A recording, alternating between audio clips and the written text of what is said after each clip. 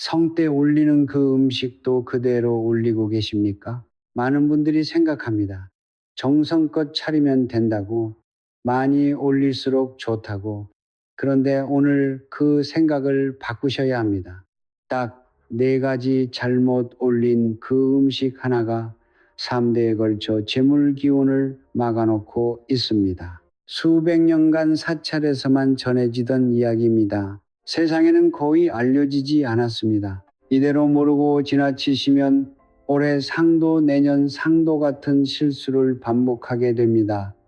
돈줄은 그 사이에도 계속 막혀 있습니다. 한번 떠올려 보십시오. 명절 새벽 아직 어두운데 일어나 음식을 장만합니다. 차에 싣고 산길을 올라갑니다. 풀을 베고 땀을 흘립니다. 정성껏 음식을 올리고 절을 합니다. 내려오면서 생각하지요. 이 정도면 됐겠지. 그런데 그에도 돈이 모이지 않습니다. 다음에도 마찬가지입니다. 사업이 자꾸 막힙니다. 가족 중에 아픈 사람이 생깁니다. 왜 그런지 모릅니다. 열심히 했는데, 정성을 다했는데, 설마 음식 때문이라고는 꿈에도 생각하지 못합니다. 스님으로 수십 년을 살았습니다. 집안 형편이 어렵다는 분들을 수없이 만났습니다. 한 분 한 분 이야기를 들어봤습니다. 그분들 사이에 공통점이 있었습니다. 성묘가 잘못되어 있었습니다. 특히 음식이 문제였습니다. 정성이 없어서가 아닙니다. 오히려 너무 잘 차리려다 잘못된 음식을 올린 겁니다. 그런데 여기서 중요한 것이 있습니다. 많은 분들이 이렇게 생각합니다. 우리 집 묘자리가 나빠서 그런 게 아닐까? 조상님이 도와주지 않아서 그런 게 아닐까? 아닙니다. 문제는 자리가 아닙니다. 조상님이 아닙니다. 지금 이 순간에도 올리고 있는 그 음식입니다. 오늘 이 영상에서 딱 세 가지를 말씀드리겠습니다. 첫째, 절대 올리면 안 되는 음식이 무엇인지. 둘째, 반드시 올려야 하는 음식 단 한 가지가 무엇인지. 셋째, 그 음식 하나가 왜 3대 재물주를 바꾸는지. 그런데 그 전에 먼저 알아야 할 것이 있습니다. 성묘가 어떻게 재물과 연결되는지 그 원리를 모르면 어떤 음식을 올려도 소용이 없습니다. 지금부터 시작합니다. 조상과 후손은 끊어진 사이가 아닙니다. 보이지 않지만 연결되어 있습니다. 그 연결의 방식을 우리 조상들은 알고 있었습니다. 나무를 생각해 보십시오. 땅 아래 뿌리가 있고 그 뿌리로 줄기가 올라옵니다. 줄기에서 가지가 뻗고 가지 끝에 잎이 달립니다. 조상이 뿌리입니다. 후손이 가지와 잎입니다. 뿌리가 튼튼하면 가지가 무성합니다. 뿌리가 막히면 가지가 시들어갑니다. 성묘는 그 뿌리에 물을 주는 행위입니다. 단순히 무덤에 찾아가는 것이 아닙니다. 그 연결의 통로를 열어주는 것입니다. 그런데 물 대신 독을 붓는 경우가 있습니다. 잘못된 음식을 올릴 때입니다. 여기서 잠깐 이 부분이 가장 중요합니다. 왜 음식이 기운에 영향을 주는 걸까요? 돌아가신 분은 음의 세계에 계십니다. 우리는 양의 세계에 살고 있습니다. 이 두 세계는 다릅니다. 흐르는 기운이 다릅니다. 이 두 세계는 받아들이는 것이 다릅니다. 성묘는 이 음과 양이 만나는 시간입니다. 만남이 조화로우면 기운이 흐릅니다. 충돌하면 막힙니다. 그러면 어떤 것이 충돌을 일으킬까요? 향이 강한 것, 피가 섞인 것, 썩는 것. 이런 것들은 음의 세계에서 강한 충돌을 일으킵니다. 이런 음식이 제물로 올라가는 순간 조상의 기운이 후손에게 흘러오는 통로가 닫혀버립니다. 이제 묘지 이야기를 해보겠습니다. 좋은 자리에 모셔진 조상은 그 땅의 기운을 품고 후손에게 흘려보냅니다. 그런데 성묘 때 잘못된 음식을 올리면 그 통로의 때가 낍니다. 한 번, 두 번 반복될수록 때가 두꺼워집니다. 어느 순간 통로가 완전히 막힙니다. 이것이 풍수에서 말하는 음택의 저하, 즉 기운의 영락입니다. 그런데 많은 분들이 여기서 틀립니다. 묘자리가 나빠서 그런 거겠지? 아닙니다. 묘자리가 아무리 좋아도 잘못된 음식을 올리면 소용이 없습니다. 반대로 평범한 자리라도 성묘를 올바르게 하면 기운이 흐릅니다. 자리를 탓하기 전에 음식을 보십시오. 그렇다면 정확히 어떤 음식이 문제일까요? 많은 분들이 여기서 완전히 틀립니다. 흔히 올리는 음식 중에 절대 올리면 안 되는 것들이 있습니다. 지금부터 하나씩 말씀드리겠습니다. 지금부터 하는 이야기 듣고 나서 많은 분들이 이렇게 말씀하십니다. 아, 그걸 몰랐네요. 그리고 조용히 눈을 감습니다. 성묘 음식에서 가장 먼저 빼야 할 것이 있습니다. 붉은색 음식입니다. 피가 들어간 음식입니다. 선지국, 육회, 피기가 남아있는 육류. 왜 그럴까요? 음의 세계에서 붉은 기운은 생명력의 상징입니다. 양기 영역의 색입니다. 그것을 음의 영역으로 가져가는 것은 불을 물속에 넣는 것과 같습니다. 충돌이 일어납니다. 통로가 막힙니다. 지금 이 순간 작년 성묘 음식이 떠오르는 분들이 계실 겁니다. 두 번째는 향이 강한 음식입니다. 마늘, 파, 부추, 고추. 불교에서는 이것들을 오신채, 오훈채라 합니다. 수행자에게 금하는 것들입니다. 왜 금할까요? 기운을 흩어놓기 때문입니다. 정신을 산란하게 만들기 때문입니다. 성묘도 마찬가지입니다. 강한 향은 조상의 기운이 모이는 것을 방해합니다. 모이려던 기운이 흩어져 버립니다. 여기서 잠깐, 이것이 전부가 아닙니다. 아직 진짜 문제가 남아 있습니다. 명절에 산소에 올라가 보십시오. 삼겹살을 구워 올리는 집이 있습니다. 불판까지 가져옵니다. 이유를 물어보면 이렇게 말합니다. 아버지가 생전에 좋아하셨으니까요. 그 마음은 진심입니다. 의심할 수 없습니다. 그런데 그 진심이 기운을 막는 역할을 하고 있었던 겁니다. 나쁜 마음으로 한 것이 아닙니다. 몰랐기 때문입니다.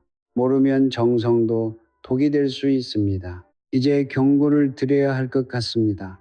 이 음식들을 매년 올려왔다면 매년 기운의 통로가 조금씩 더 막혀온 겁니다. 10년이면 10번, 20년이면 20번, 그 세월이 쌓이면 3대, 즉 30년, 40년의 재물 흐름이 바뀝니다.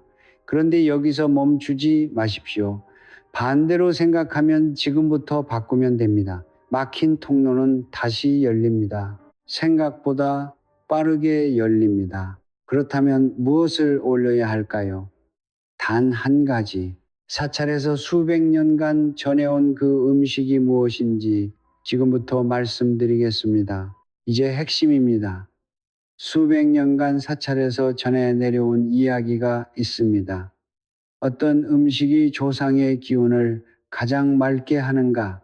어떤 음식이 후손에게 가장 순하게 흘려보내는가? 스님들 사이에서는 오래전부터 알려진 사실입니다. 그런데 일반 가정에는 거의 전해지지 않았습니다. 오늘 처음 들으시는 분들이 많을 겁니다. 잠깐 먼저 한 가지만 확인하겠습니다. 지금까지 말씀드린 것처럼 붉은 음식, 향이 강한 음식은 기운을 막습니다. 그렇다면 반대는 무엇일까요? 충돌하지 않는 것, 흩어지지 않는 것, 음과 양 사이에서 조화롭게 흐르는 것, 바로 흰쌀밥입니다. 다른 것 아무것도 없이 깨끗한 그릇에 담긴 흰밥 한 그릇, 그게 다예요. 그렇습니다. 그게 다입니다. 하지만 그 단순함이 핵심입니다. 단순한 것에 진짜가 있습니다. 복잡한 것에는 잡기운이 섞입니다. 왜 쌀밥일까요? 쌀은 하늘의 기운을 받습니다. 햇볕을 받고 자랍니다. 땅의 기운을 담습니다. 물을 먹고 익습니다. 천지의 기운이 하나로 모인 것이 쌀입니다. 이것을 정성껏 씻어 지은 밥은 음의 세계와 양의 세계 사이에서 충돌하지 않습니다. 조화롭게 기운을 연결합니다. 다리가 되는 겁니다. 이쪽과 저쪽을 잇는 다리. 여기서 많은 분들이 놓치는 것이 있습니다. 흰밥이 왜 귀한 음식인지 지금은 잘 모르실 겁니다. 쌀이 흔한 세상이 되었으니까요. 하지만 불과 몇십 년 전만 해도 흰쌀 밥은 제삿날에나 생일에나 먹을 수 있었습니다. 가장 귀한 것을 드린다는 마음, 그 마음이 기운이 됩니다. 화려한 음식 10가지보다 정성스럽게 지은 밥 한 그릇이 더 깊이 닿는 이유가 여기 있습니다. 풍수에서도 같습니다. 복잡한 것보다 순수한 것이 기운을 더 잘 흐르게 합니다. 이제 방법을 말씀드리겠습니다. 성묘 당일 아침 집에서 새로 밥을 짓습니다. 전날 지은 밥은 안 됩니다. 당일 아침 새로 지어야 합니다. 마음을 고요히 합니다. 잡생각을 내려놓습니다. 조상님을 떠올리면서 밥을 짓습니다. 그 행위 자체가 이미 기운을 여는 것입니다. 깨끗한 흰 그릇에 담습니다.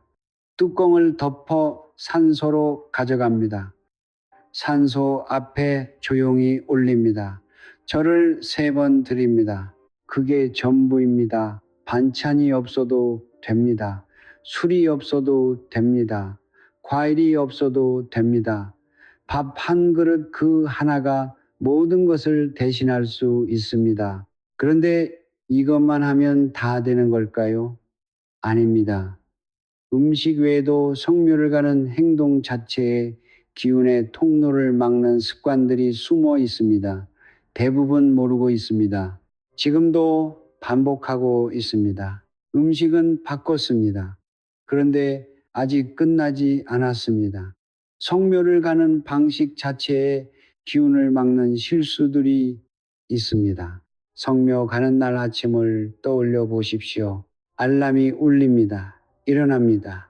머릿속에 무슨 생각이 있습니까? 일찍 갔다 와야지. 교통 막히기 전에 가야지. 오늘 몇 시까지 끝내야 하는데 마음속에 조상님이 없습니다. 일정만 있습니다. 교통만 있습니다. 그 마음 그대로 올라가면 기운이 전달되지 않습니다. 성묘는 몸이 가는 것이 아닙니다. 마음이 가는 것입니다. 몸만 갔다 오는 성묘는 가지 않은 것과 같습니다. 이 부분이 가장 중요합니다. 마음가짐만 바꿔도 같은 성묘가 완전히 달라집니다. 차 안에서 음악을 끄십시오. 조용히 조상님을 떠올리십시오. 산에 오르면서부터 마음이 그분들을 향하게 하십시오. 그것이 진짜 성묘의 시작입니다. 2번째 실수는 산소에서 일어납니다. 절을 마치고 나면 어떻게 되는지 아십니까? 아이들이 뛰어다닙니다. 어른들은 음식을 먹으면서 이야기꽃을 피웁니다. 웃음소리가 커집니다. 그 자리가 소풍 장소가 되어버립니다. 정이 넘치는 모습입니다. 보기 나쁜 것이 아닙니다. 하지만 산소 주변의 기운은 고요함을 원합니다. 소란스러움은 그 기운을 흩어버립니다. 모이려던 것이 흩어집니다. 밥을 올릴 때만큼은 조용해야 합니다. 짧아도 됩니다. 5분이어도 됩니다. 그 5분의 고요함이 1시간의 소란보다 훨씬 깊이 닿습니다. 3번째 실수. 많은 분들이 모르고 있는 것입니다. 성묘를 마치고 산을 내려옵니다. 그리고 바로 식당으로 갑니다. 밥을 먹습니다. 이야기를 나눕니다. 쇼핑도 합니다. 드라이브도 합니다. 나쁜 것이 아닙니다.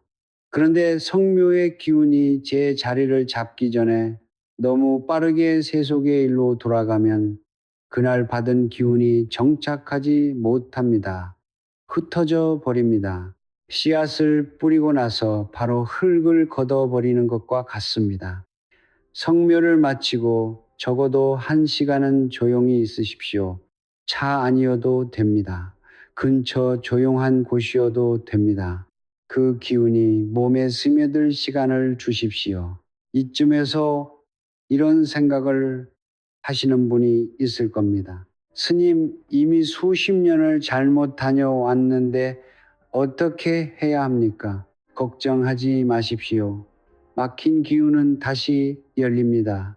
그 방법이 있습니다. 그런데 그보다 먼저 보셔야 할 것이 있습니다. 집안에서 지금 이 순간에도 재물 기운을 맡고 있는 습관들이 있습니다. 성묘는 1년에 몇 번입니다. 그런데 이것은 매일입니다. 매일 반복되는 실수가 더 깊이 기운을 막습니다. 집안을 한번 보겠습니다. 묘보다 더 자주, 더 깊이 재물 기운을 막는 것들이 집안에 있습니다. 현관을 보십시오. 재물 기운이 들어오는 첫 번째 문입니다. 지금 여러분의 현관은 어떻습니까? 신발이 쌓여 있습니까? 우산이 아무렇게나 서 있습니까? 택배 상자가 며칠째 자리를 차지하고 있습니까? 그 집의 재물 기운은 문 앞에서 돌아가고 있습니다. 들어오려다 막힌 겁니다. 아무리 좋은 운이 와도 현관이 막혀 있으면 들어오지 못합니다. 현관을 하루에 한 번 쓸어내야 합니다. 청소가 아닙니다. 기운을 열어주는 행위입니다. 빗자루로 한 번 쓸어내는 것만으로도 기운의 흐름이 달라집니다. 이제 부엌을 보겠습니다. 물은 재물의 상징입니다. 풍수에서 물이 모이는 곳에 재물이 모인다고 합니다. 그런데 반대로 집안에서 물이 새고 있으면 재물도 함께 새고 있는 것입니다. 지금 집안을 떠올려 보십시오.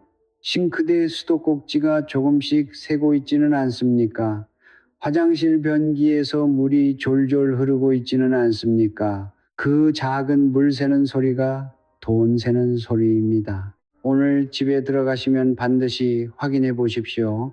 여기서 진짜 문제가 있습니다. 많은 분들이 알고 있습니다. 물이 새는 걸 압니다. 그런데 고치지 않습니다. 나중에 고쳐야지 그 나중에가 몇 달이 되고 몇 년이 됩니다. 그 사이 물이 새듯이 돈이 셉니다. 이제 지갑을 보겠습니다. 지갑을 어떻게 다루십니까? 소파 위에 던져두십니까? 바지 뒷주머니에 구겨 넣으십니까? 영수증과 카드와 현금이 뒤엉켜 있습니까? 돈을 어떻게 다루는지가 재물을 결정합니다. 구겨진 지폐, 함부로 버려진 잔돈, 아무데나 던져진 지갑, 이 모든 것이 말하고 있습니다. 나는 돈을 소중히 여기지 않는다. 돈은 귀히 여기는 사람에게 모입니다. 함부로 대하는 사람에게서 빠져나갑니다.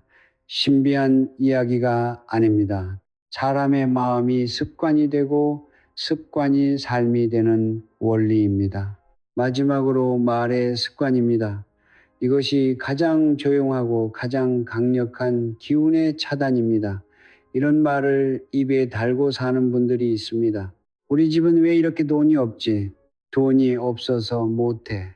어차피 안 될 거야. 우리 팔자가 그렇지 뭐. 말은 기운을 만듭니다. 없다고 말하면 없는 기운이 자리를 잡습니다. 안 된다고 말하면 안 되는 기운이 굳어집니다. 반대도 마찬가지입니다. 된다, 흐른다, 모인다. 이 한마디가 기운을 열는 첫걸음입니다. 현관, 물, 지갑, 말, 이 네 가지를 오늘부터 바꾸십시오. 성묘 음식을 바꾼 것에 이것을 더하면 기운의 통로가 빠르게 열리기 시작합니다. 이제 마지막입니다. 막혔던 기운을 실제로 여는 방법, 지금 당장 할 수 있는 것들을 말씀드리겠습니다. 지금까지 많은 것을 말씀드렸습니다.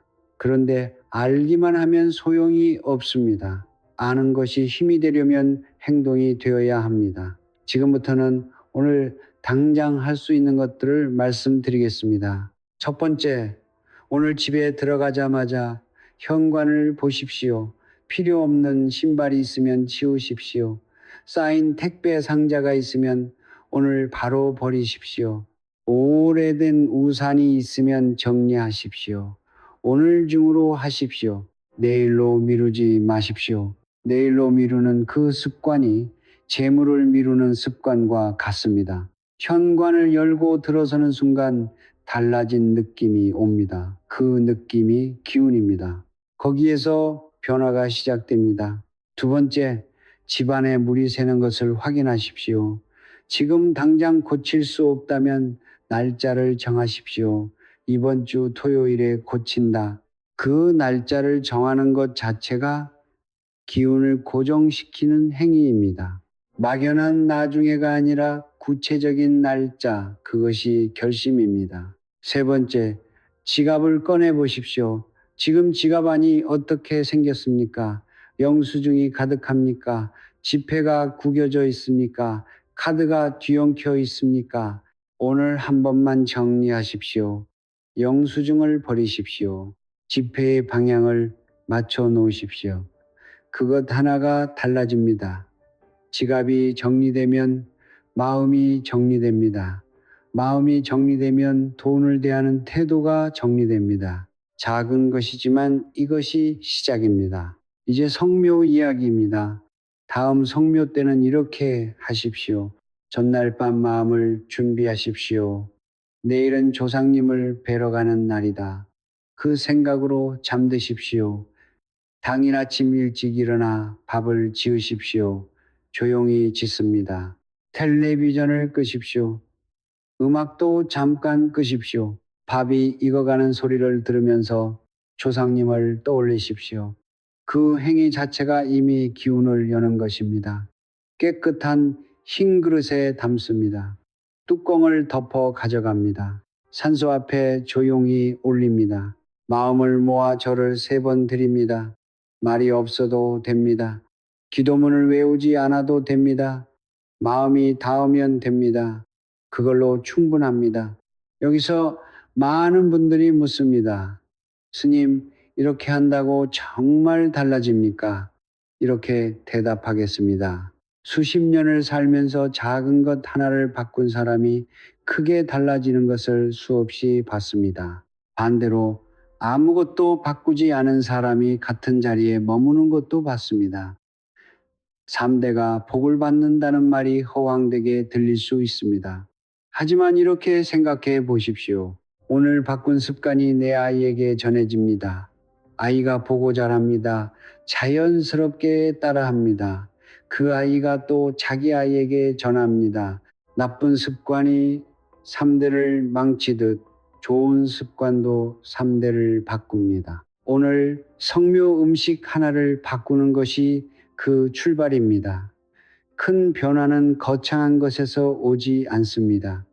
밥 한 그릇 현관 청소, 물 새는 곳 수리 지갑 정리, 이것들이 사소해 보입니다. 그런데 이 작은 것들이 모이면 기운의 통로가 열립니다. 막혔던 재물이 흐르기 시작합니다. 스님이 수십 년 동안 지켜봤습니다. 변화는 항상 작은 것에서 왔습니다. 한 가지를 바꾼 것에서 왔습니다. 오늘 여러분도 그 한 가지를 바꾸셨습니다. 마지막으로 많은 분들이 궁금해 하시는 것들을 정리해 드리겠습니다. 그리고 이 모든 것을 하나로 묶는 가장 중요한 말씀을 드리겠습니다. 마지막입니다. 오늘 영상을 보시면서 마음속에 질문이 생기신 분들이 있을 겁니다. 자주 들어오는 질문들을 먼저 정리해 드리겠습니다. 첫 번째 질문입니다. 스님, 성묘를 못 가는 상황이면 어떻게 해야 합니까?